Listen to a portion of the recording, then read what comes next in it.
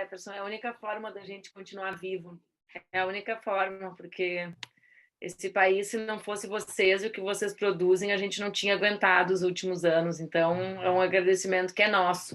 Eu vou agora começou a gravar, então vocês parem de fazer fofoca sobre o peso que eu carrego e a chatice que é estudar coisas que não são artísticas. Eu quero só te agradecer muito, Jefferson, né? Eu sei que a tua vida está absolutamente disputada, né?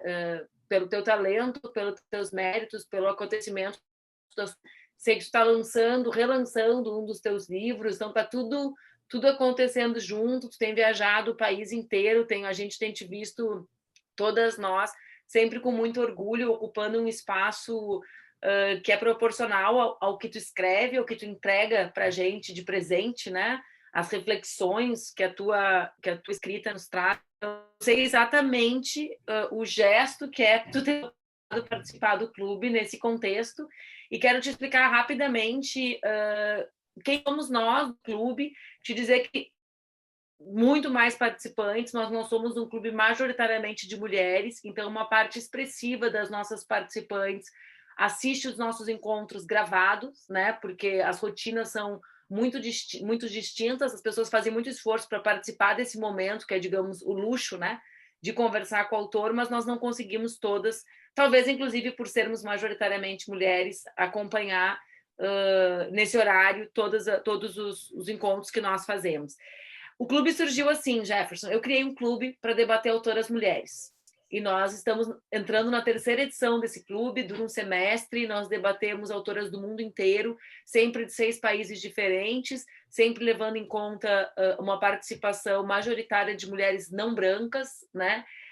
Tentando trazer vozes que podem nos ajudar a explicar a realidade, vozes de mulheres que podem nos ajudar a explicar a realidade a partir de diferentes olhares, né? Então, claro, é um clube de literatura, mas é um clube mediado por uma lente política que eu carrego. Acho que ninguém que não compartilhasse da ideia de que a literatura pode ser política estaria num clube mediado por mim, né? Digamos, o cartão de visitas ele não é discreto, né?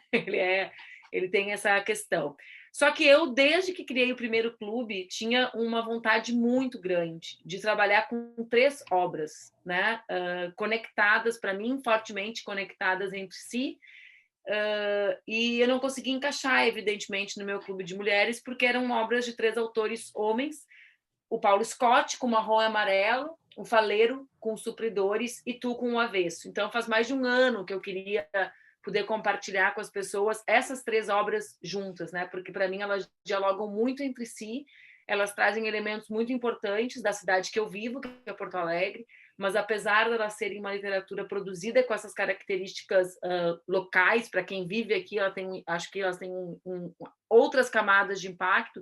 É uma literatura universal que debate temas muito importantes, eu acredito, junto com o olhar das mulheres, né, associada ao olhar das mulheres, para pensar a transformação do Brasil, para pensar os dilemas do Brasil, para pensar um pouco na realidade brasileira. O teu livro está encerrando, então, esse clube paralelo que eu criei, que a gente chama de clube extra, que é o clube dos homens, né?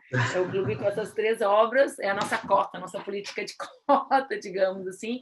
Foi o clube extra, foi uma loucura, porque a gente passou, então, vários de nós a fazermos 2 clubes por semana, justamente porque a gente se reúne todas as semanas durante o período de debate. Então, nesse clube que foram 3 meses, durante um mês, todas as semanas nós lemos e debatemos o avesso, assim como fizemos com as outras obras.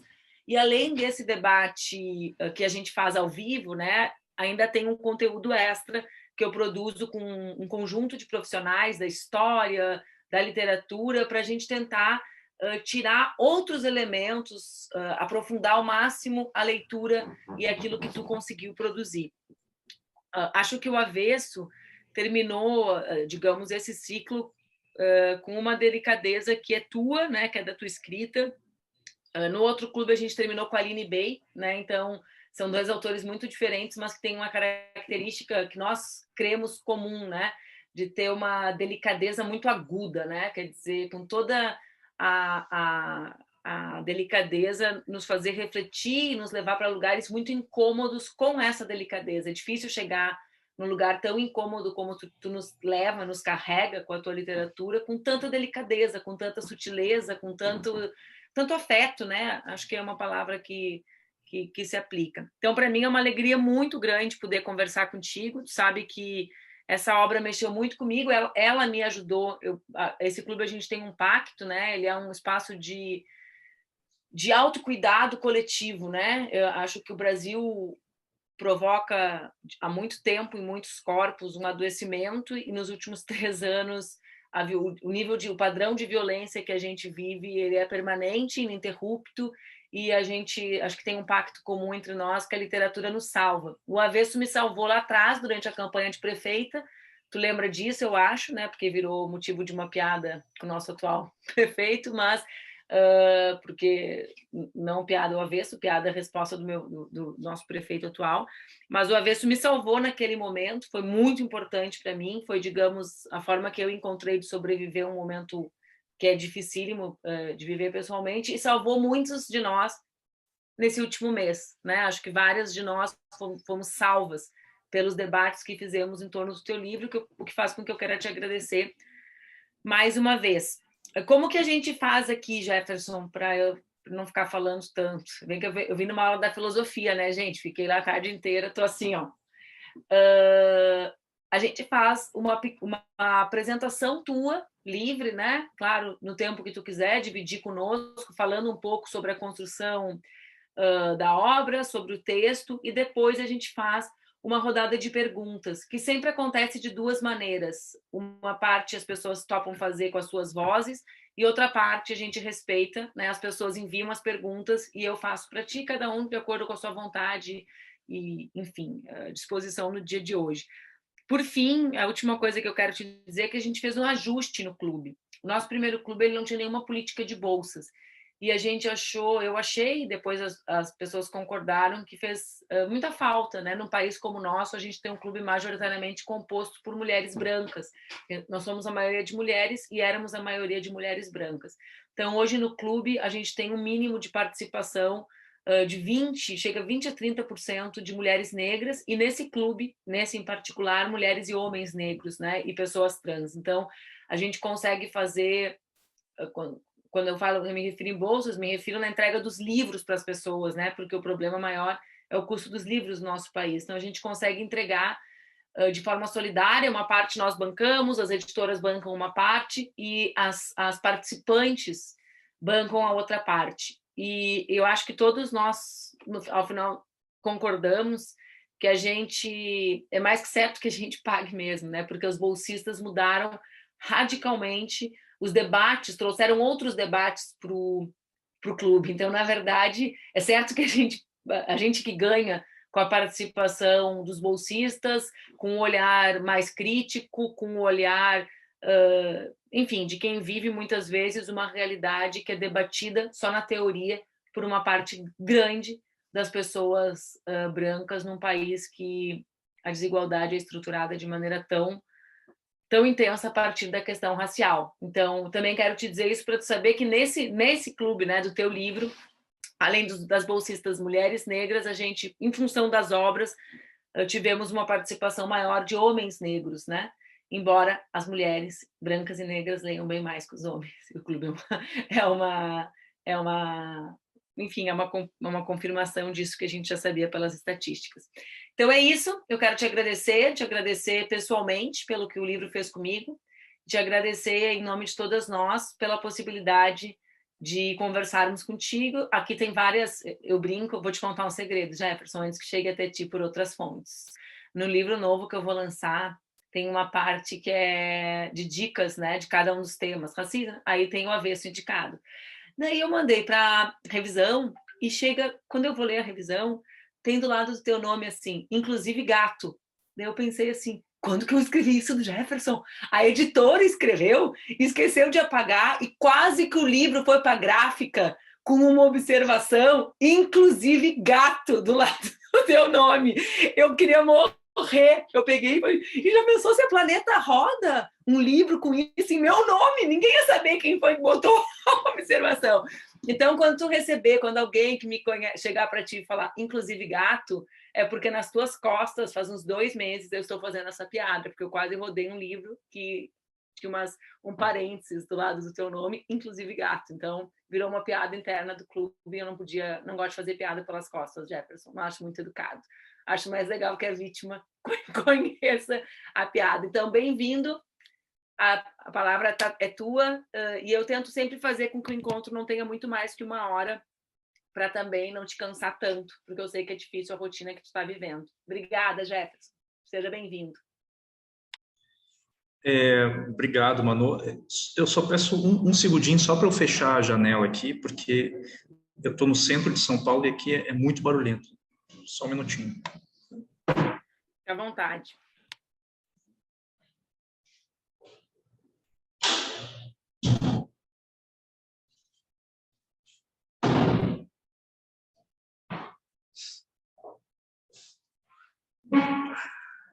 Muito bem.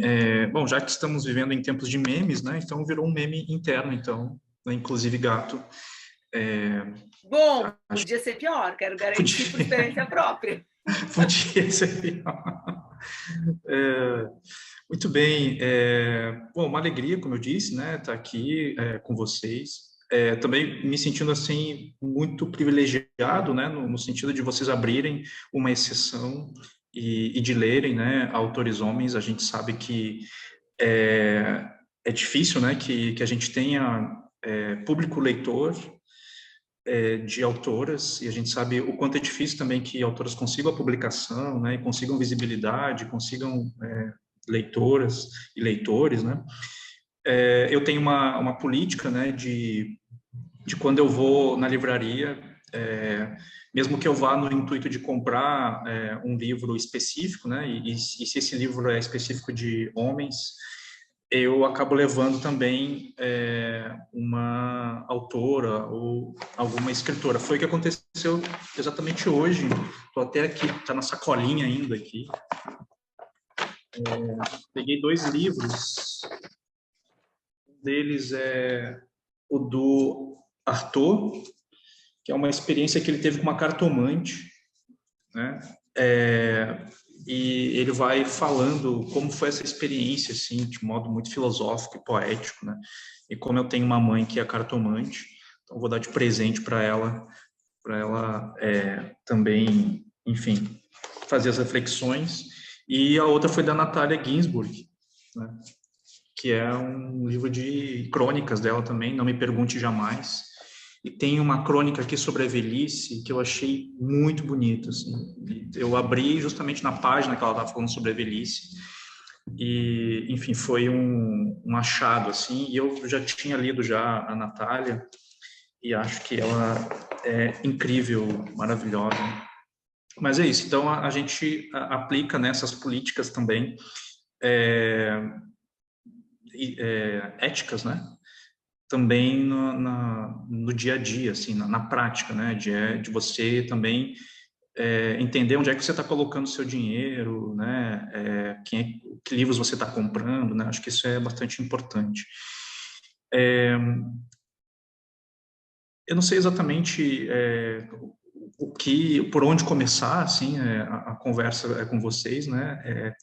Eu me sinto até um pouco tímido, né, sabendo que vocês leram e já debateram o livro e não sei quais são as inquietações, né, que vocês têm, né, para a gente poder começar a conversa.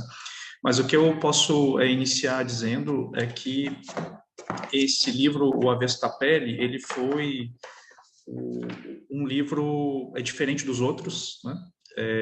Eu tinha já algumas condições de produzir esse livro que eu não tinha nos livros anteriores, né? O primeiro deles era a questão do tempo, né? Então, no Avesso da Pele, eu tinha pelo menos, eu tinha menos aulas, né?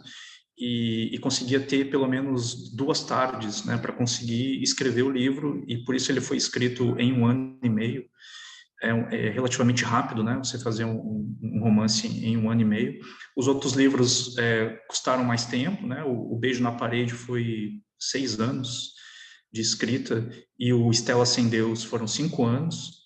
e quando eu chego no Avesso da Pele, então, foi 1 ano e meio de escrita, né? E também já tinha alguns instrumentos teóricos também para poder fazer o tipo de narrador que eu fiz, né? Que é esse narrador em primeira pessoa, esse narrador que emula, né, uma voz em segunda pessoa, uma espécie de carta ao pai, né, em que ele vai conversando com o leitor e ao mesmo tempo vai conversando com o pai. E aí eu já tinha esses instrumentos teóricos, né, que me possibilitaram criar esse tipo de narrador no Avesso da Pele.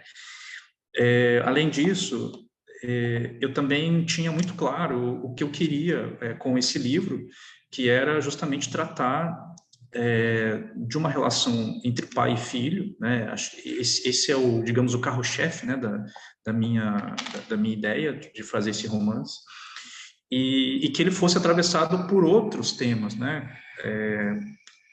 A questão racial que aparece, né, a educação, as relações afetivas, né? Então, são temas que vão atravessando essa relação entre pai e filho. Também tive o cuidado de não colocar um pai que fosse um pai traumático, né, um pai violento, mas que fosse um pai que justamente pudesse oferecer algum tipo de afeto, algum tipo de conforto a esse filho, né? Mas também tomando cuidado para não idealizar, né, nem o pai e nem o professor, né? Então, tentei colocar esses personagens de modo mais humano. E eu tenho também, assim, a clareza de entender que quando eu quero alcançar, ou quando a gente quer alcançar algum tipo de complexidade, a gente precisa colocar as contradições desses personagens, né? Todo personagem que ele tem um mínimo de contradição, ele se torna complexo. E foi o que eu tentei colocar ou imprimir nesses personagens, né? E então ele foi escrito em 1 ano e meio, em 2020 ele foi lançado, né, no meio da pandemia, o que nos deu bastante apreensão, né? Nós não sabíamos como fazer um lançamento, ninguém sabia como fazer um lançamento online, né? E aí o livro, então, começou a ganhar vida própria, começou a ganhar leitores, e hoje em dia tem me dado, assim, algumas alegrias, mas, ao mesmo tempo, também tem me deixado bastante angustiado, né? Porque vocês imaginem eu escrever um livro muito próximo da realidade e diariamente eu recebo mensagens, né, de pessoas me marcando, né, em notícias de homens negros que foram assassinados, né, pela polícia e já fazem a vinculação também com o meu livro. Então é uma coisa muito pesada também, assim, né, de você ser mencionado e o seu livro está ligado a uma realidade que é muito próxima, né, muito dura. E aí fica aquele sentimento ambíguo, assim, né, de ficar feliz porque as pessoas estão lendo, mas, por outro lado, também de ter produzido um livro que é muito próximo da realidade, né? Então, eu lido com isso desde que o livro saiu, que o livro nasceu, e recebido, enfim, depoimentos, né, de pessoas que são tocadas pelo livro, não só em função da violência, né, mas também por outros motivos, né? Há ali também um aprendizado com o pai e o filho, há ali também uma discussão das relações interraciais, há uma discussão também do casamento, uma discussão sobre psicanálise, né? O professor na sala de aula, as dificuldades que se tem ali na sala de aula, né? Então, eu procurei colocar justamente esses temas para que o Avesso da Pele não fosse reduzido às questões raciais, né? E por isso o livro se chama O Avesso da Pele, né? E não a pele em si. Eu lembro que as primeiras entrevistas que eu dei, né, sobre esse livro, e lembro de uma específica na revista Veja, se eu não me engano, acho que foi a primeira entrevista, e eu fui pego de surpresa, assim, naquela entrevista, porque o livro não tinha, não, o livro já tinha saído, mas ainda não tinha uma repercussão, assim, né? E eu me lembro que a jornalista, agora não me lembro qual foi a jornalista, me fez perguntas muito pessoais, assim, né? E era quase que vinculando a minha vida à vida do personagem, assim, né? Era quase como se eu fosse o personagem. E aquilo me assustou, assim, porque eu não estava preparado Eu estava preparado para falar do Hamlet, do Dostoiévski, estava preparado para falar da educação brasileira, estava preparado para falar sobre as condições, né, de um professor de literatura e tal. E aí, quando eu veio aquelas perguntas assim muito pessoais, né, e quase que me colocando dentro do livro, assim, eu fiquei um pouco assustado. E acho que foi a pior entrevista que eu dei, assim, que foram essas primeiras, né? E aí depois é que eu comecei a entender, né, o que a imprensa estava querendo, assim, no início com o livro, né? Então era quase como colocar assim uma autobiografia, e o que o livro não é, né? Uma autobiografia. Recebo mensagens de pessoas dizendo, me dando os pêsames, né, pela morte do meu pai, que lamentam que meu pai tenha morrido na mão de policiais, né? Ou seja, meu pai está vivo, ele mora no Rio de Janeiro, é um pai branco, não tem pouco contato com ele, né? Então há essa vinculação, assim, né? Mas aí depois, o tempo foi passando, as entrevistas vieram, fiz muita live, muito clube de leitura, fui em muitos lugares, e hoje isso já não acontece, assim, né? Acho que talvez o Avestapelli já seja entendido como literatura, né? E não como uma obra de autobiografia, né? Não há problemas com a autobiografia, né? Quando a pessoa se propõe a fazer isso, né? Que não é o caso do Avesso Taperi. Mas é isso, Manu. Fiz aqui um panorama assim muito breve, assim, para a gente poder conversar, né? E trocar um pouco. Obrigada, Jefferson. Eu vou te pedir desculpa se eu ficar olhando para baixo, é porque eu estou lendo as perguntas e a Ah, rotina não, aqui, tudo bem. tá? É porque eu não consigo fazer as duas coisas na mesma tela por limites meus. A gente tem, eu vou abrir então, o Jefferson foi muito generoso e eu vou abrir as 5 primeiras inscrições. Jefferson, tu preferes fazer uma a uma ou tu anota as perguntas num bloco? Eu sou meio esquecido, assim, Manu. Então vamos fazer uma a uma. Fazer uma a uma, assim, acho que é melhor. Obrigada. A primeira é a Araceli, depois é a Ludmilla, tá, gente? Araceli, cadê você? Oi, aqui, Manu. Oi. Primeiro de tudo, queria agradecer, né, ao Jefferson pela generosidade de se dispor, né, Manu, a vir aqui conversar com a gente. Eu tive a oportunidade de ver uma palestra do Jefferson aqui no nosso África Brasil, aqui na UESP, que lamentavelmente em 2021 não foi presencial, né? Nós ainda não pudemos fazer presencial. Eu sou egressa do mestrado da UESP, uma das organizadoras do África Brasil, e nós sentimos muito que, infelizmente, em 2021 a gente ainda não pôde fazer presencial, né? Esperamos que agora, em 2023, a gente já consiga fazer isso e que você possa novamente nos brindar, né, com a sua presença. O que eu queria perguntar, Jefferson, tem muito a ver com o que você acabou de falar, né, a respeito da recepção do teu livro, né, porque a gente sabe, né, hoje em dia, como você mesmo colocou, depois de tantas entrevistas, depois de um tempo, né, que o livro foi lançado, já ficou claro que é uma narrativa ficcional, né, mas que poderia sim ser uma autoficção, né. Afinal de contas, o que é narrado, a gente sabe que está bem aí, está na rua, poderia acontecer com qualquer um, né? Com qualquer um de nós. Eu queria saber, na verdade, se tu achas que, claro, além de ser uma narrativa extremamente bem construída, né? Mas, assim, se é essa proximidade com o leitor que fez com que o Avesso se tornasse esse fenômeno literário, né? Além de, claro, como eu disse, além de ser uma narrativa extremamente bem construída, né? Se você acha isso, que essa proximidade com o leitor foi o que fez realmente o Avesso da Pele se tornar esse fenômeno literário, né? E eu devo dizer que eu me emocionei muito com ele, eu fiz inclusive um vídeo com o primeiro parágrafo dele, você até repostou no seu Instagram, e também me emocionei muito com o Beijo na Parede. Estou esperando agora para ler Estela Sem Deus, mas eu preciso tomar o fôlego, recuperar meu fôlego.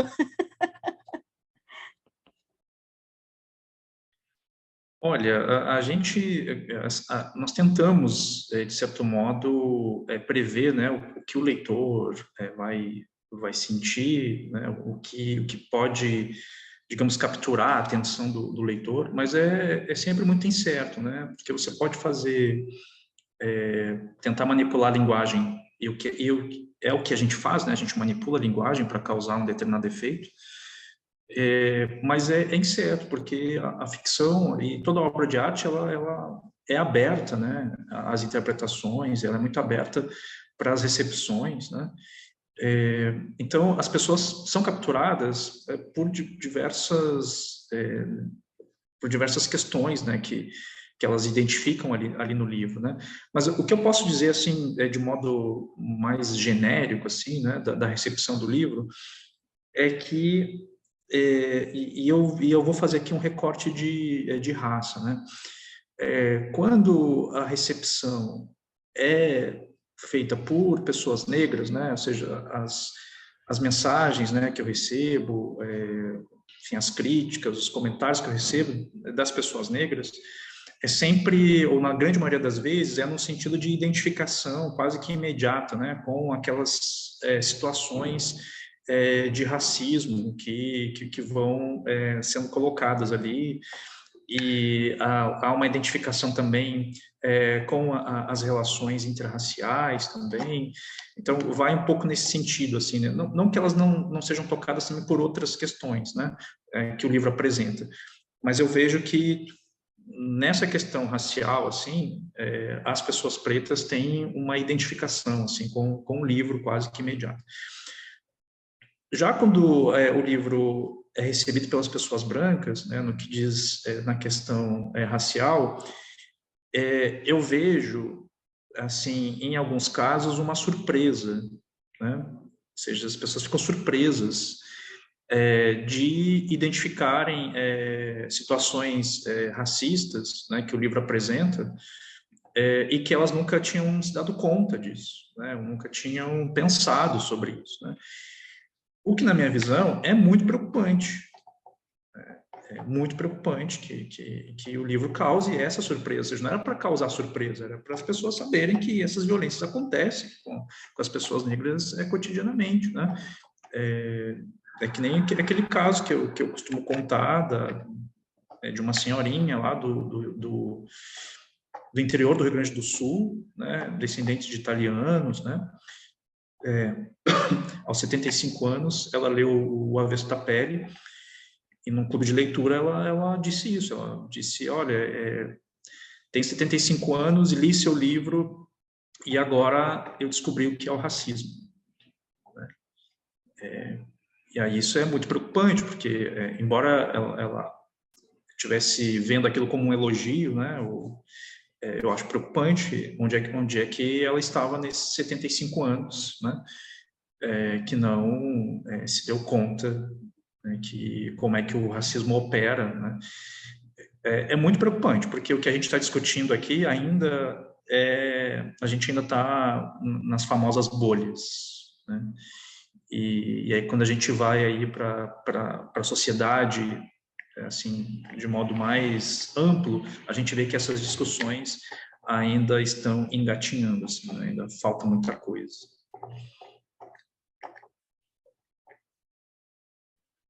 Obrigada, Jefferson. Ludmila está aí. Eu vi que ela tinha caído e entrado. É a próxima inscrita. Deixa eu só ver quem é a outra depois dela. Depois da Ludmila é a Natiele, para se preparar. Ludmila está aí? Estou aqui, tá dando para me ouvir? Tá? Agora, beleza, Ludmila, bem-vinda. Obrigada, Manu. Primeiro eu queria dizer que eu estou assim muito, muito emocionada de estar falando nesse espaço. É um privilégio imenso poder ter essa interlocução aí com o Jefferson e com você.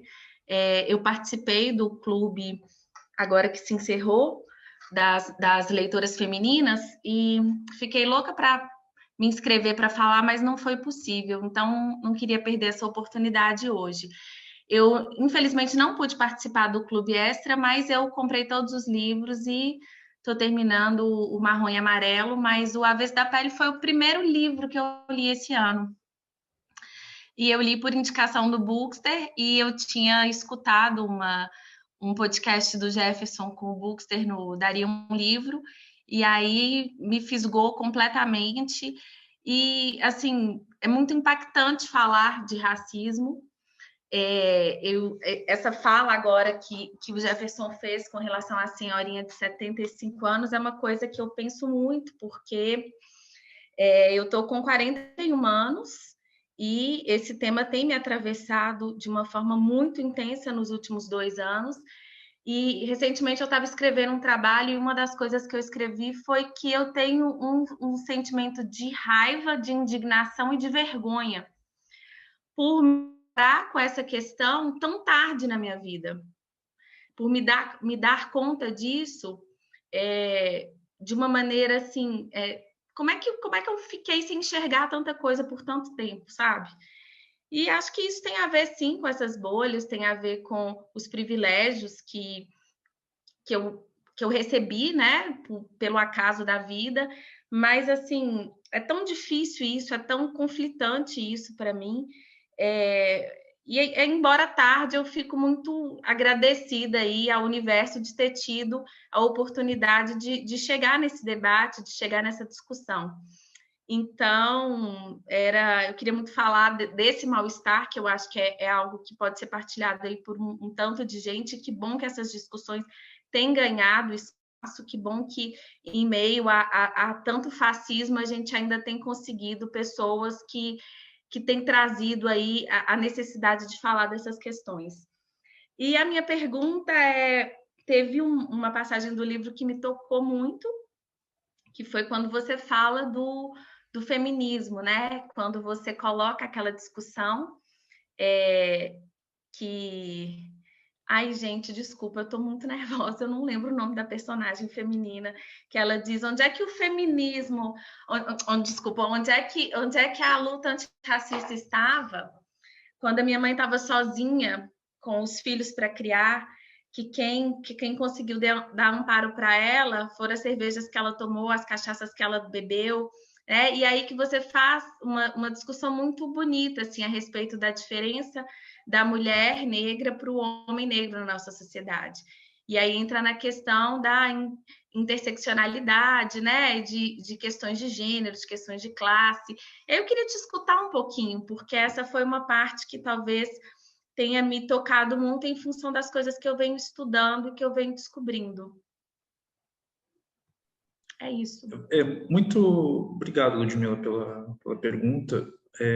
Muito do que está ali no avesso é fruto também do que eu venho estudado, né, tanto no mestrado quanto no doutorado. As leituras que eu vinha fazendo também, né, da Bell Hooks, da Grada Quilomba, eu vinha já lendo a própria Judith Butler também, sobre a questão de gênero, né? Então, eu já vinha fazendo algumas leituras, assim, mas eu não queria também que o avesso fosse um livro replicando teorias, né? Mas que ele pudesse, de certo modo, trazer essas reflexões, ou reflexões não, mas essas discussões, assim, né? Porque não há um desdobramento, né, do que a Marta fala, ela simplesmente diz, né? E não há ali uma tréplica, não há uma continuação, né? A continuação fica com o leitor depois. E eu penso que colocar a Marta, né, que é essa personagem que tem uma visão diferente do Henrique sobre o movimento negro, que é um posicionamento, né, de alguém que se sentiu desamparada por um movimento que o Henrique enaltece, né? E por isso a fala dela, que é uma fala muito honesta, né? Uma fala muito dura também e lúcida, porque ela está reivindicando ali justamente esse amparo que a mãe dela não recebeu, que ela não recebeu, né? Ela dizendo onde é que estava o movimento negro quando eu estava sendo assediado na praia, né?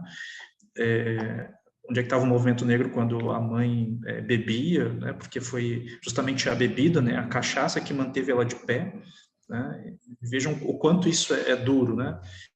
E eu achei que era importante colocar essas vozes dissonantes e que essas vozes fossem negras. para que o leitor entendesse que o fato das pessoas serem negras, que elas não pensam iguais, assim como as pessoas brancas não pensam iguais, né? Então é preciso colocar essas vozes conflitantes, né? Agora tem uma outra questão que você falou anteriormente, né? Sobre essa demora, né, que a branquitude tem em se dar conta, né, do racismo, né. No livro da Cida Bento, o Pacto da Branquitude, ela fala um pouco sobre isso, né, e diz que se os brancos não forem envolvidos nessa discussão, a gente não vai conseguir avançar, né? Mas, assim, a discussão não no sentido das pessoas brancas identificarem o racismo, porque isso é o básico, né? Isso é o básico, né? As pessoas brancas identificarem o racismo. Mas as pessoas brancas se pensarem enquanto brancos, porque as pessoas negras já fazem isso há muito tempo. Vocês entendem que se pensar negro, né, o tornar-se negro, né, o livro da Neuza, o tornar-se negro, esse pensamento negro, essa reflexão que se faz, ela vem de muito cedo, porque na infância alguém te aponta, alguém te acusa de ser negro, é uma acusação, né, você ser negro. E aí, a partir dessa acusação, começa uma série de processos internos, né, que te levam a uma reflexão do que você é, né, em função da cor da pele. E essa reflexão não passa pelas pessoas brancas, porque o branco é o normativo, né, o branco é o natural. Então, não parece que para as pessoas brancas não faz sentido pensar-se enquanto branco, né? E esse pensar-se enquanto branco significa pensar nos seus privilégios, né? Significa pensar por que eu me relaciono com uma pessoa branca, pensar por que as relações que eu tenho à minha volta são brancas, né? As referências que eu tenho são brancas. Então, é uma série de questões, né, que eu acho que é importante. É necessário que a gente tenha atuações antirracistas, mas é necessário também que a gente tenha uma posição de reflexão interna. Se não houver mudanças subjetivas, a gente não consegue fazer as mudanças práticas, né? E eu acho que essas mudanças subjetivas, elas são as mais difíceis de se fazer, né? Que é o que aconteceu recentemente aí com o Nelson Piquet, né? Chamando o Lewis Hamilton de neguinho, né? Isso está entranhado no Nelson Piquet. Por quê? Porque ele nunca se pensou enquanto branco. Essa é a questão. Não tem a ver com a palavra que ele diz, tem a ver que aquilo ali denuncia que ele nunca se pensou enquanto branco. E eu acho que se essa reflexão não acontecer assim profundamente, eu acho que a gente não vai conseguir avançar muito, não. Eu já acho que a gente não vai avançar nada, né, Jefferson? Porque sem enfrentar a desigualdade, esse país não vai avançar nada nunca. A gente vai ficar patinando no barro mesmo. Uma das razões, Jefferson, é justamente a gente conseguir tirar dos livros esses debates. É mais fácil olhar no personagem, né? Qualquer debate, do que na gente mesmo. Então, a literatura ela tem um poder mediador da realidade aqui no clube muito grande. Enfim, o Avesso provoca isso de uma maneira ainda mais intensa, porque faz um debate muito reto também sobre o que é ser negro no Brasil, né? Sobre as violências que as pessoas negras, sobretudo os homens, estão submetidos e que os homens brancos não estão. Mas eu queria chamar a atenção para um outro trecho, talvez alguma das meninas falem, que é o trecho mais perto do final, sobre a solidão da mulher negra. Também aí tem não uma divisão de pensar diferente, né, mas a vivência diferente do homem e da mulher negra do racismo na nossa sociedade, né? Tem um diálogo muito bonito, um encontro muito bonito, uma ida no restaurante, se eu não me engano, na minha cabeça, né, em que ele tem esse diálogo com a tia. É isso, né, gente? Vocês podem, às vezes eu viajo e vou inventando uma outra parte da história, né, do personagem, dos meus sonhos, mas acho que é literal isso. Então, a gente também debateu muito isso, né, sobretudo com o suporte das mulheres negras que participam no clube, e eu acho que essa recepção que tu fala, para mim, que mediu, é muito visível, né? Os corpos brancos têm sempre uma sensação de revelação com o livro. enquanto os corpos das pessoas negras que fazem parte do clube têm uma sensação de encontro, né? De até que enfim alguém fala o que eu vivo, né? Então acho que são duas leituras completamente diferentes e mediar o clube com elas também é uma experiência interessante. Natiele, eu estava enrolando para tu descer do ônibus. Tu desceu do ônibus, Natiele? Porque esse clube é muito dinâmico, né, gente? A Natiele estava dentro do ônibus, falou, eu estou descendo, parada. Não queria que ela perdesse a parada. Gente, conseguiu, eu senão acabei de sentar em casa. Acabei de sentar. Olha, tá vendo? Já vou ligar a câmera. Tá vendo que eu tô com o cronômetro aqui, viu? Desceu do ônibus, entrou em casa. Perfeita. Depois da Natiele é a Xênia. Peraí, deixa eu me arrumar aqui. Tá, vou ter que tentar. A bagunça tá horrível, não deu nem tempo de arrumar. Essa tua parede é sempre bonita, ela nunca tá horrível. Bom, não sei nem por onde começar, né? Porque eu sou intrusa aqui nesse clube, porque eu sou do outro clube. Mas quando eu vi que teria esse encontro com o Jefferson, eu pensei, não, eu vou ter que ficar do ônibus, mas eu vou ter que escutar. Porque eu ganhei o Avesso da Pele da Liz, que é uma outra menina que participa do clube, né? Eu ganhei ele ano passado de presente dela, e que presente, né? Não tenho como colocar em palavras, assim, o que a leitura do Avesso bateu em mim.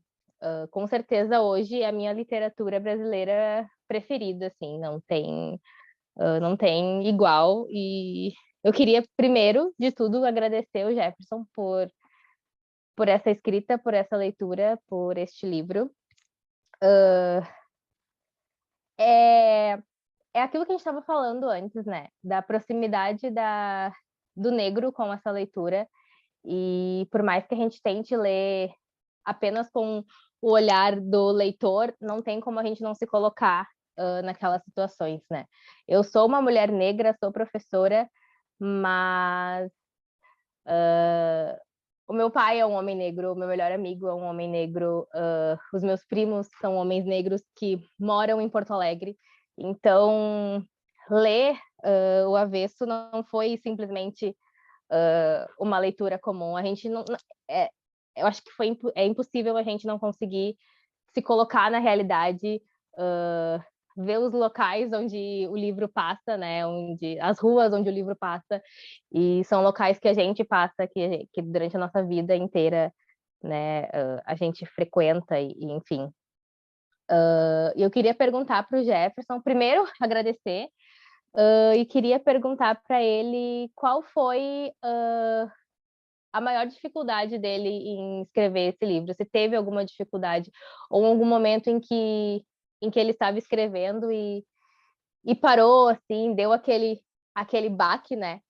Porque eu costumo dizer que a morte do Henrique é a morte de todas as literaturas que eu sou contadora de histórias hoje, e de todas as histórias que eu li, de todos os livros que eu li, de todos os livros que um personagem morre e que geralmente eu morro chorando junto, o Henrique, ele teve um efeito contrário. Eu não consegui chorar. Eu fiquei... Eu não sei colocar em palavras a sensação que eu tive lendo. E cada vez que a gente ia chegando perto da leitura, a gente... Nossa, vai acontecer, é agora que vai acontecer. Mas quando chega aquela parte e a gente lê, assim, eu não consegui chorar, porque era algo tão próximo, tão real, que eu penso, gente, né? Isso pode estar acontecendo exatamente no minuto em que eu estou lendo, sabe? Faz aquele boom na cabeça e... Enfim, eu queria dizer também para o Jefferson que ano que vem eu vou fazer um intercâmbio na Angola e eu vou ficar em casas de famílias. E eu já escolhi o meu presente para deixar para a família e vai ser o Avesso da Pele. Então, queria agradecer por esse livro e essa é a minha pergunta. Qual foi a parte que te deu deixou travado igual a gente ficou? Obrigado, Natiele. Obrigado aí também por chegar a tempo, né, da gente poder conversar. Então, escrever sempre é difícil, né? a Manu que escreve, deve ter outras escritoras aí também que escrevem, vocês sabem que escrever nunca é fácil, né? É sempre difícil, e eu também tenho escrito colunas semanalmente, né, para 2 veículos. É sempre uma briga, é sempre uma briga comigo mesmo, assim, né? É sempre difícil escrever. E no romance, né, quando você tem uma relação de mais tempo também com o texto, há muitos momentos assim de parada, né? Muitos momentos de você não conseguir avançar. Alguns chamam de bloqueio criativo, né? Eu não acredito em bloqueio criativo, né? E eu vou dizer por quê. Como eu iniciei a minha vida assim, escrevendo, né, a minha vida de escritor ali em 2004, 2005, quando eu comecei a escrever ficção, né, eu não tinha muito tempo para escrever, né, porque eu dava aula 40 horas, eu era professor do estado, tinha, sei lá, 15 turmas, professor de redação, imagina professor de redação com 15 turmas, você não dorme mais, né? Você só fica corrigindo redação, né? E preparando provas e tal.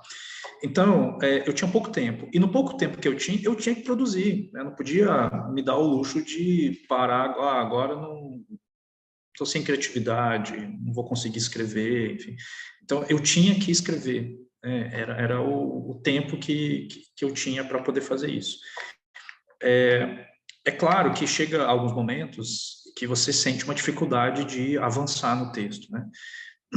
Essa dificuldade de avançar no texto, e eu estou falando de narrativa longa, não tem a ver com bloqueio criativo, mas tem a ver com o tempo que o texto está pedindo.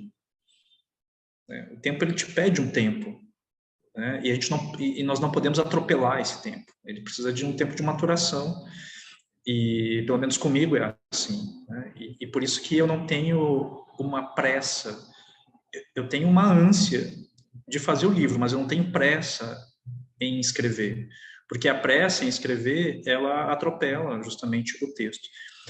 Agora, teve alguns momentos assim difíceis, né, pro livro, assim, especificamente, que eu acho que tem a ver mais com essa relação pai e filho, né?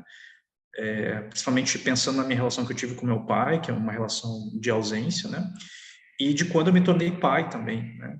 Que essa relação que eu também quis refletir, né? E talvez essas partes, né, das conversas entre pai e filho que talvez tenha sido as mais difíceis, assim. Agora, a morte específica do Henrique, como eu reescrevi muitas vezes, né, aquele trecho, não foi difícil, embora seja impactante, assim, mas não foi talvez o momento mais difícil para escrever aquele livro. E eu também não costumo me comover enquanto escrevo, né?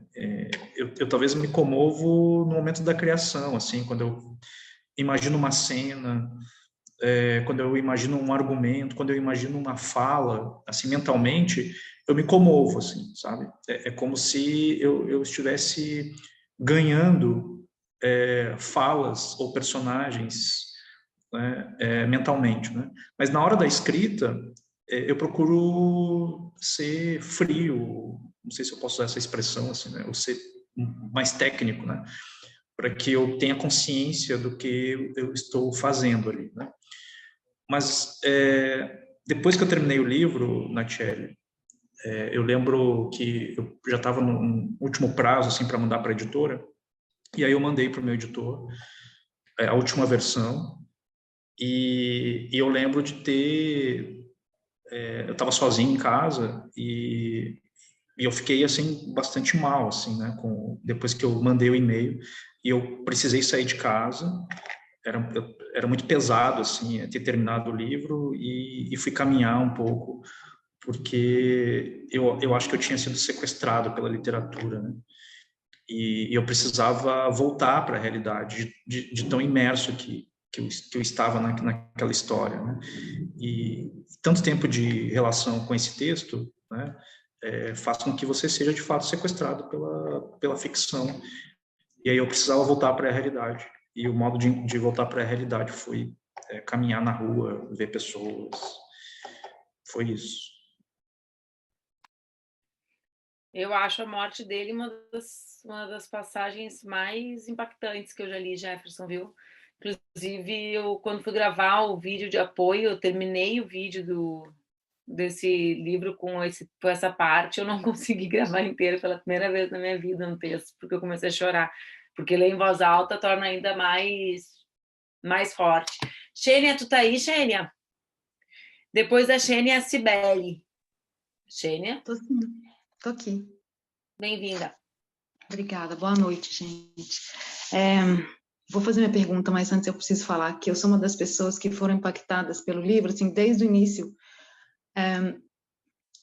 porque, claro, a gente sabe da questão racial, mas para mim a questão do Pedro tentar, após a morte do pai, tentar recriar uma história, né? Fazer essa arqueologia da dor, pesquisar nas coisas, né, do pai, tentar reconstruir a história daquele pai que foi ausente, aquilo me marcou demais.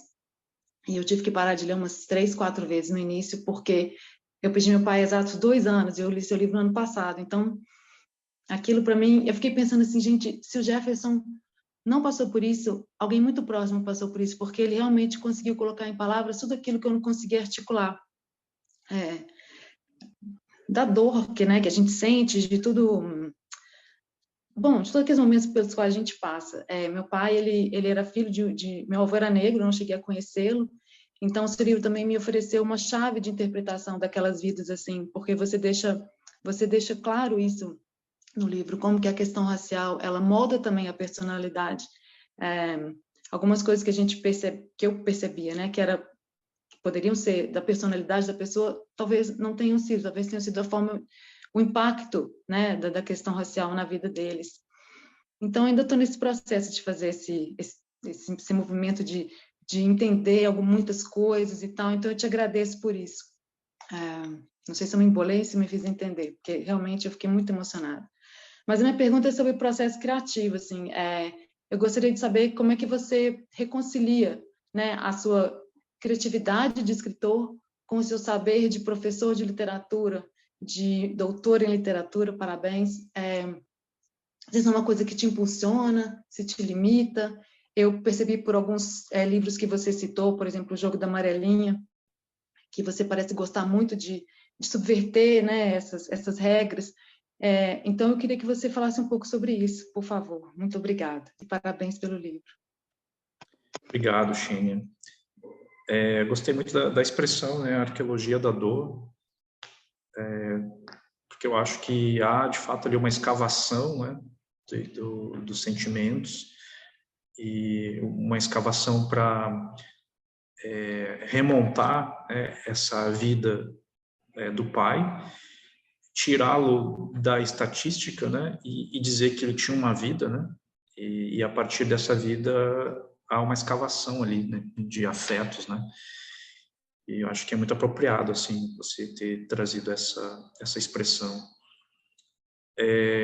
Agora, sobre a construção narrativa, né, a construção do texto,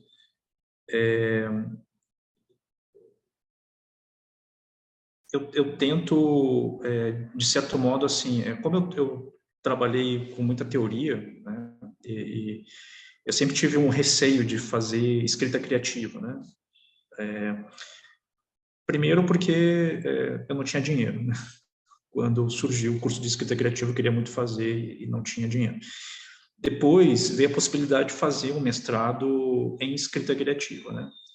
Mas eu gosto muito da teoria, eu gosto muito de pensar textos difíceis, né? Eu gosto de ficar decifrando o texto.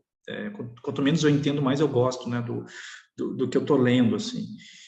E eu já tinha feito umas cadeiras de escrita criativa e me deixava assim um pouco apavorado os exercícios de escrita. Eu sou péssimo com exercício de escrita, assim. Se me pedirem, escreve um conto para a semana que vem, eu já entro em pânico, assim, porque eu não consigo fazer as coisas assim, desse modo, assim, né? E como eu gosto muito da teoria, então eu fui indo mais para a teoria. Embora no meu doutorado agora eu tenha subvertido também essa regra de separar a teoria da ficção. Então eu inventei um pesquisador na minha tese. Então há um pesquisador ficcional que está pesquisando um determinado assunto. E ali há trocas de e-mails ficcionais. Enfim, eu comecei a subverter um pouco também essa lógica e fazer essa contaminação da ficção com a teoria. Agora, quando eu vou, de fato, fazer o romance, quando eu vou fazer literatura, a teoria está ali muito próxima, né?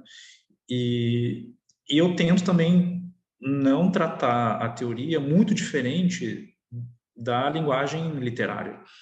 Porque eu acho que quando a gente faz teoria, a gente também está fazendo literatura. Né? E eu estou falando da minha área, assim, né? Da área de letras, mas talvez na geografia, se você vai ler Milton Santos, por exemplo, você vai ver ali uma plasticidade na linguagem, né? Se você vai ler, sei lá, Foucault, você vai ver também ali todo um trabalho, Roland Barthes, né? Você vai ver todo um trabalho, você vai ler Frantz Fanon, né? Olha só quanta coisa estética muito bem escrita, né? A gente vai ter. Então, eu não costumo separar, não, e a teoria me ajuda muito a pensar os meus personagens, né? E tomar o cuidado também de não cair em armadilhas, né? Que a ficção também pode nos proporcionar.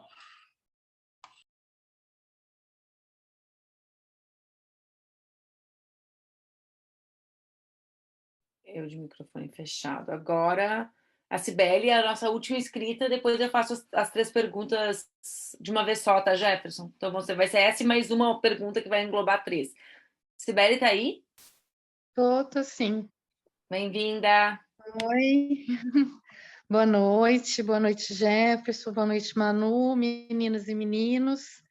Primeiro eu quero agradecer, né, Jefferson, pela oportunidade de ler, né, esse romance, e queria te ouvir em relação ao professor, né, porque, né, o Henrique, né, que eu vejo como uma pessoa que queria ser professor, que queria contribuir para a educação, né, e eu vejo ele, né, frustrado aí nessa profissão, né, e eu vejo alguns professores assim, né.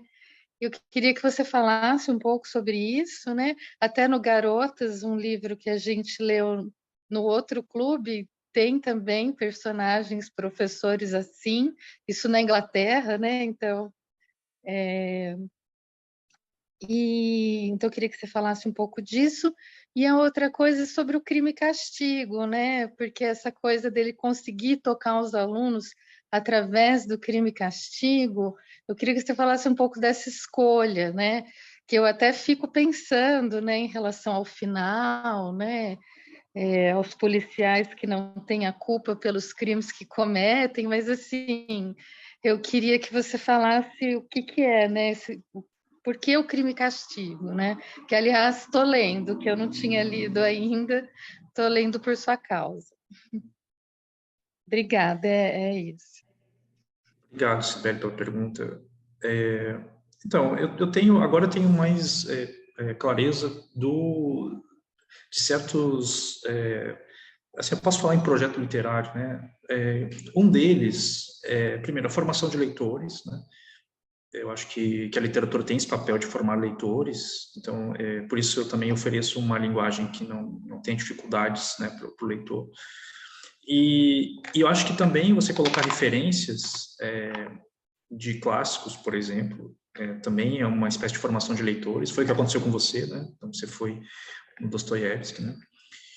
E mais do que isso, né? É também trazer esses clássicos para o chão, né? Trazer para a realidade, para o pragmatismo, assim, para que a gente também mostre que esses clássicos, embora a história da literatura coloque esses clássicos numa torre de marfim, como se só os eleitos, os eruditos, né, pudessem ter acesso a eles, né?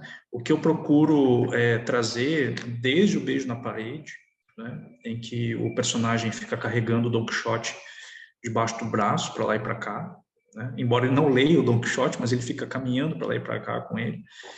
Mas é de trazer justamente esses autores canônicos para o chão, porque, na verdade, o que o Hamlet, né, o que o Dostoiévski, né, James Joyce, todo esse pessoal aí branco, europeu, tudo aquilo que a gente já sabe, mas eles estão falando de coisas da natureza humana, eles estão falando de coisas que estão muito mais próximos da gente do que a gente imagina, né? Eles estão falando também não só da beleza, mas eles estão falando da sujeira, eles estão falando também da falta de ética, eles estão falando dos subalternos, né? Então, é importante que a gente pegue esses clássicos, né, e traga justamente para uma outra realidade. E o Henrique foi esse professor, né, que identificou naquela turma ali, né, uma turma bastante difícil, como ele disse, né, uma turma dos que perderam, né, dos refugos, né, uma turma que ninguém quer, porque eles repetiram de ano e aí colocam todo mundo na mesma turma, né? Quem é professor já deve ter pego turmas assim, né? Colocam todos os repetentes na mesma turma e é um barril de pólvora, né? Aí todo mundo se reconhece como os perdedores, é claro que eles vão fazer alguma coisa. E aí, o que o professor se dá conta é que havia uma similaridade com o Raskolnikov, né, e aquela turma. O Raskolnikov, que é praticamente um adolescente, né, ele tem 22 anos, né, o personagem do Dostoiévski, é um sujeito que está desempregado, a família dele é pobre, né, ele está em São Petersburgo e não consegue estudar porque não tem dinheiro. E ele fica ali caminhando a esmo na rua, pensando num crime, pensando em cometer um crime.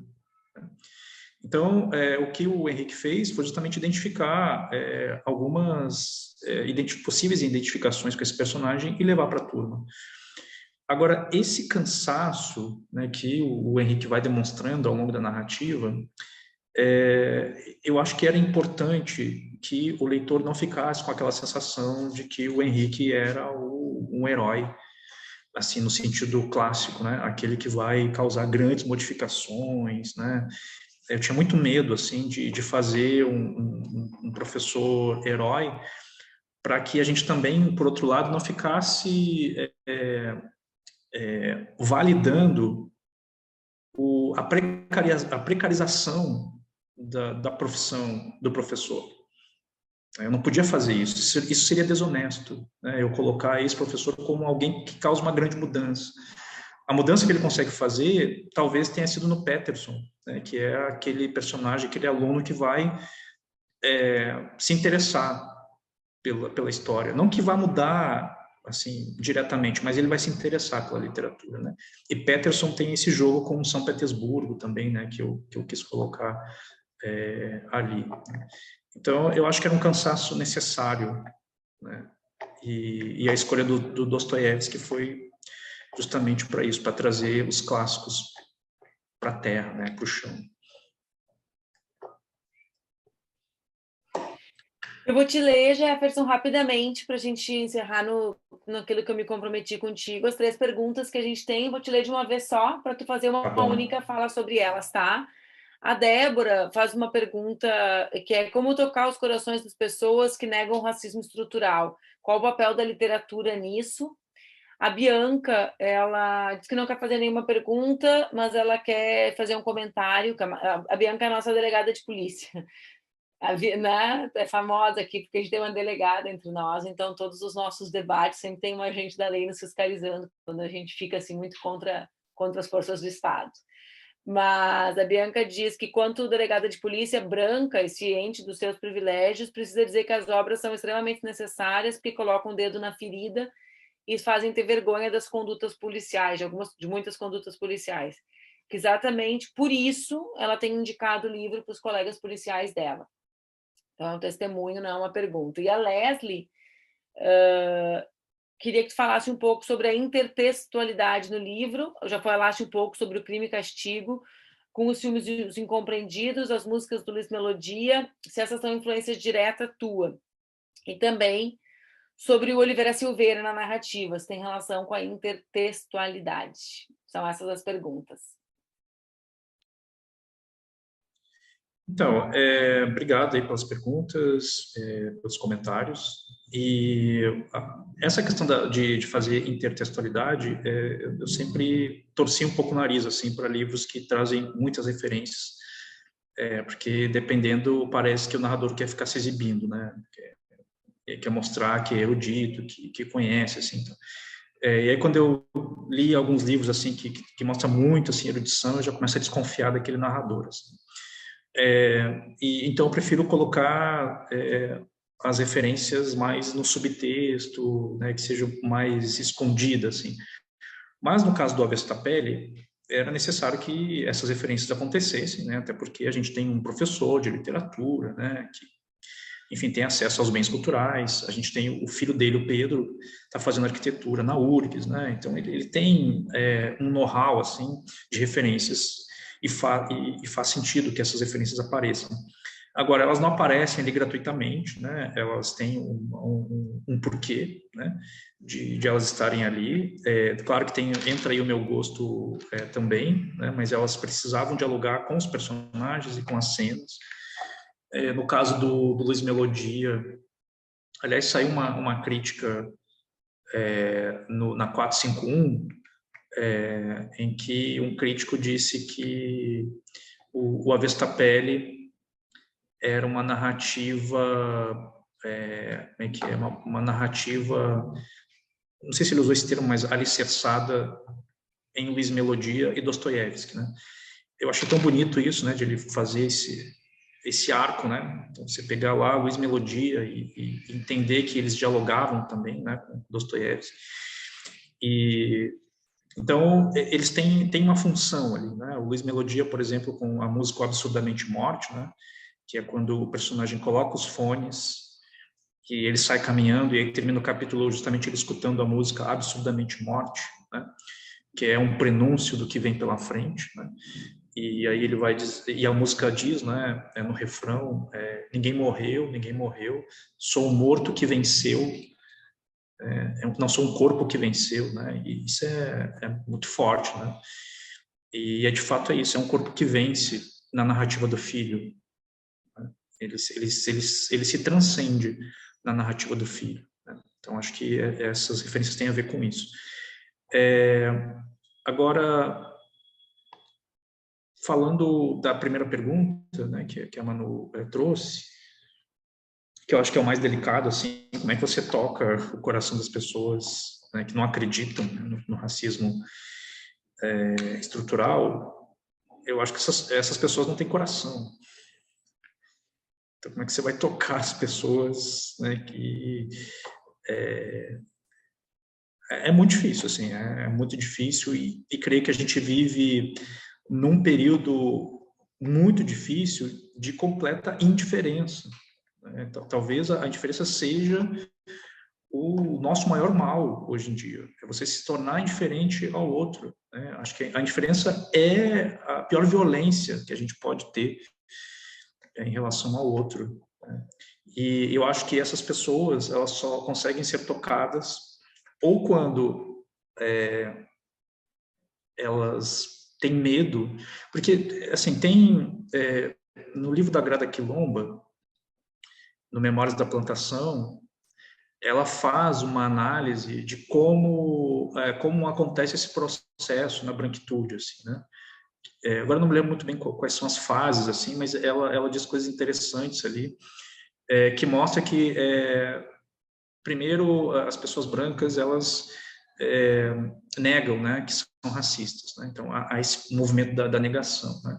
Só que quando chega nesse momento da negação, já é o medo de passar vergonha. Vejam, ela, na verdade, ela pega algumas referências do Freud, né, e vai fazendo esses caminhos, né, de como essa descoberta, né, de se descobrir racista passa por esse processo.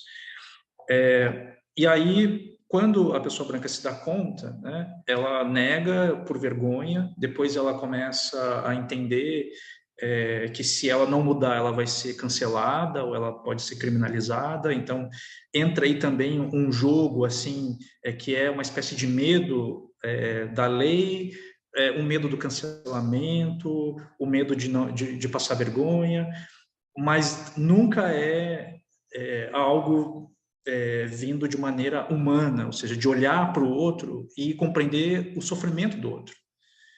Essa é a questão, né? Porque a lei, ela pode existir para punir as pessoas, né? Ela pode privar as pessoas de liberdade, pode tirar dinheiro delas, né?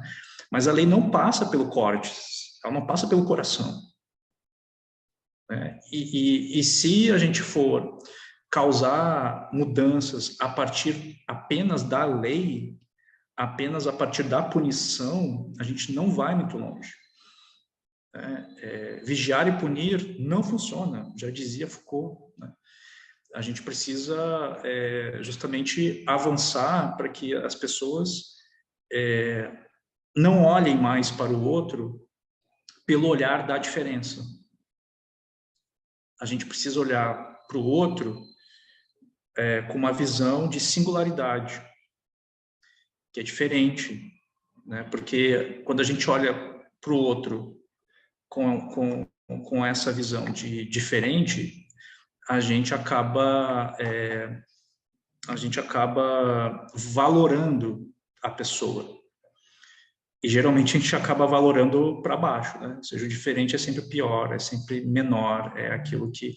Agora, quando eu olho para a pessoa de modo singular e entendo que aquela pessoa ela é única no mundo, e é o que nós somos únicos no mundo, cada um com as suas características, né? Cada um com o seu jeito, e sem buscar essa valoração, esse julgamento, esse juízo de valor que a gente faz, com essa ideia de diferença, e por isso a crítica também à diferença, né? Que se faz da teoria, mas é que a gente precisa, de fato, olhar para as pessoas com singularidade e não com diferença. Então, eu acho que a literatura ela pode ter um papel nesse sentido, né, de sensibilizar as pessoas. Acho que é um primeiro momento, assim, né? Mas não esperem muito da literatura também, né? Acho que é muito peso a gente colocar que o avesso da pele vai mudar as pessoas, ou que o marrom e amarelo vai mudar, né? Acho que a literatura pode muito pouco, mas ela pode muito internamente, né, nas pessoas. É isso. Obrigada, Jefferson. Vou ficar pensando nisso que tu disse agora no final sobre o poder da literatura. Eu acho tão grande o poder de vocês, talvez por tu ser o artista, tu não consiga enxergar a dimensão, a potência daquilo que tu mesmo faz, mas, enfim, vou ficar pensando sobre isso. Quero te agradecer muitíssimo, em meu nome, em nome de todas nós. Foi um mês extraordinário, passar um mês inteiro contigo, tentando te compreender as tuas palavras. Eu gosto muito das tuas outras obras também, várias das meninas estão lendo, estou feliz que vai ser relançado pela companhia para chegar a mais gente, né? As editoras... A gente valoriza as editoras pequenas no clube, mas a gente sabe que quando o autor chega na editora grande, há a possibilidade dele ser melhor distribuído, dele chegar em outros lugares, dele chegar em outras feiras, em outras livrarias, em outras casas, e no fundo isso também importa muito, né? Ser lido importa quando a pessoa escreve como tu escreve, então a gente está feliz comemorando essa conquista, né? Mais essa obra publicada pela companhia, e eu quero te agradecer também por ter cedido esse tempo pra gente. Agora, toda vez que eu encontrar o Jefferson, eu vou pensar na minha piada, tá, gente? Eu vou ter que ficar civilizada, porque ele é uma pessoa pública, né? Eu faço cara de sério, como vai, tudo bem? Assim. Mas agora ele já sabe da piada. Aliás, eu só quero, antes de terminar, fazer um comentário com as pessoas que não são do Rio Grande do Sul, Jefferson, tu me permite, que eu ia fazer na introdução e esqueci, que é um debate que perpassou, já que hoje é o encerramento desse Clube Extra, que é sobre a questão das cotas. Em vários momentos a gente debateu isso no clube, e o Jefferson é o primeiro cotista formado aqui no nosso estado do Rio Grande do Sul. Muitas de vocês não são gaúchas, e esse talvez não seja um fato que atinja tantos vocês, mas talvez... Quando a gente faz o nosso debate, né, de conquistas do espaço público, da conquista dos espaços de poder, e ele disse isso no encontro que participou com o presidente Lula, eu pude ouvi-lo e eu concordo, por isso que eu vou repetir, né, o Jefferson não escreve só porque ele esteve na universidade, mas certamente ocupar aquele espaço tem relação com o fato da gente estar debatendo hoje o avesso e dele ter adquirido o conhecimento, disputado esse espaço, né, que é o espaço, o templo sagrado do poder da branquitude, que é a universidade. Se a branquitude tem uma igreja sua, essa igreja sempre foi a universidade, né, ali onde se produz o conhecimento. Então, o Jefferson também é um símbolo, né, digamos, de uma política que a gente precisa, nesse ano, lutar para que seja ampliada e mantida, né, porque está em permanente ameaça por esse governo. Então, só para lembrá-los disso. Muito obrigada, Jefferson. Obrigada, meninas. Coloquem o livrinho de vocês, que eu sei que vocês vão tirar uma foto. Hoje eu até peguei o meu, eu nunca pego o livro. Hoje eu falei, o último edição eu vou lembrar de pegar o livro para foto. Podem tirar, quem vai tirar? Jefferson, faz aquele sorriso para justificar a piada. Um beijo bem grande. Obrigada, Jefferson. Meninas, podem abrir os microfones de vocês para agradecer. Uma boa noite, boa participação na Bienal em São Paulo. Boa noite. Boa noite. Obrigada. Jefferson, boa noite.